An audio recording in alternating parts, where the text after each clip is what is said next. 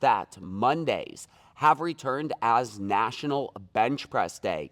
The Gym Bros have won, squats are getting demoted to Tuesdays, and Operation Get Stacked for Summer is here. So these videos that I'm going to post in Wodify every day this week are not meant to coach you through execution of the program we're going to be running, because regardless of which facility you're working out at, you're going to have an absolutely fire coach in class to walk you through that. What these are meant to do is provide a little bit of additional insight that they're not going to have time to cover in class, as far as what you should be prioritizing in the program and maybe some additional considerations in execution of those pieces of the program. So when we look at Mondays, you're going to have two options for strength. You're going to have the first iteration of our clusters, which we're using 4 days of the week this cycle for 4 different movement patterns, and then you're going to have the snatch option.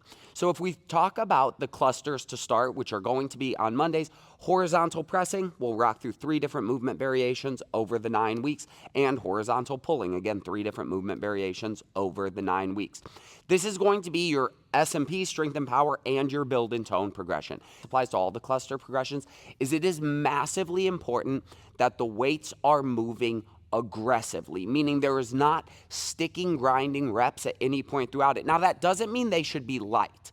It should take a lot of effort from you to move the weights aggressively. It's not speed work. It's meant to feel heavy, but if we're starting to get into grindy reps, that means we need to reduce load. So don't feel like you're pot committed to any load. It's dumbbell bench this week. So let's say you start out with 50s, and by your 5th set, because you're doing 8 sets, dog, if by your 5th set it's getting grindy, cool. For the 6th set, go and grab the 40s or the 45s. That totally works. The other thing I want to highlight massively about this horizontal pressing and pulling progression is that I would say that this should be in almost everyone's training that day. So even if you're going to snatch, then doing this as your second bit is massively beneficial. Don't get confused that because it's dumbbell bench and ring rows, that doesn't have specific carryover to performance in CrossFit. I think too often competitive CrossFitters in general think that it's got to be super specific to the sport. And they're like, well, I almost never dumbbell bench or do ring rows in competition, so why would I put them in my training?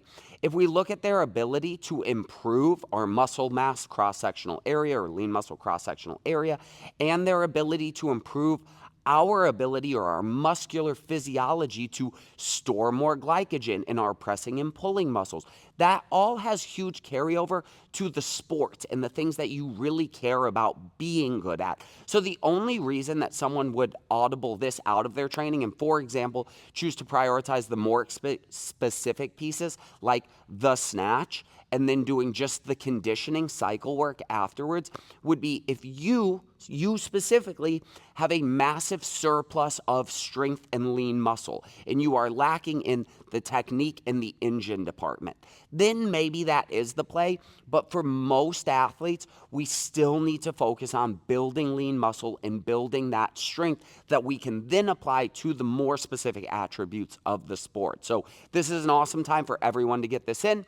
When we look at the snatch progression on this day, the next 9 weeks is focused on one primary thing, and that is teaching you to utilize all of the strength that you currently have here and will be building over the 9 weeks and producing that into vertical force on the barbell.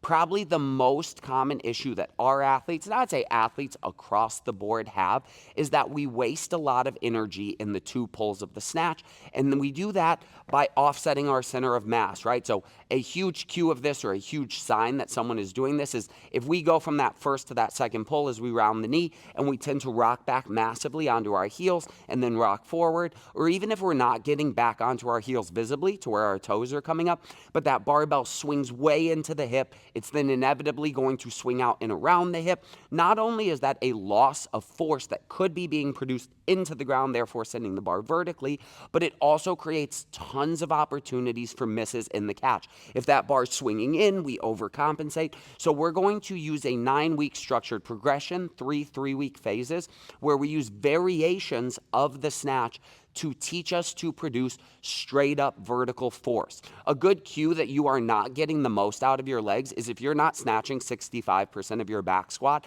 then you have a ton of room or a ton of runway to improve your max snatch just by getting better at snatching without even having to get stronger or more powerful. But we're also going to get stronger and more powerful, so you can drive that snatch up a lot. When we look at the conditioning progressions on Mondays, it is going to alternate weekly, right? So we're working two ends of the energy spectrum. One end is power intervals, your ability to sustain really fast cycle rates of movements that you currently wouldn't be able to sustain for longer work durations. We're going to build up that power capacity through power interval training. On the other side of the equation, which you'll see this week, is a more aerobic component. So we're looking to sustain heart rates over more traditional CrossFit open style time domains. Think that like 10 to 15 minute time domain, and teaching you to control your breath and control your intensity for that output. So we'll have different constraints put into the scoring of these that will force you not to sell out early and have massive fall off, or not to start out too slow and end up screwing yourself. So it's really a learning exercise in how to pace yourself across longer durations. We'll be alternating that between the power intervals and the aerobic weekly, as well as seeing 3 different movement pairings that alternate on a 3-week basis. So basically, every time you're exposed to the same triplet again, you'll be alternating the energy system stimulus. So right between that power interval and that aerobic stimulus, week to week, that's how all of our conditioning progressions are going to work across the whole cycle. So all of the conditioning work is truly progressed over 9 weeks instead of just randomized. So pick the ones that are going to improve your fitness the most. Let your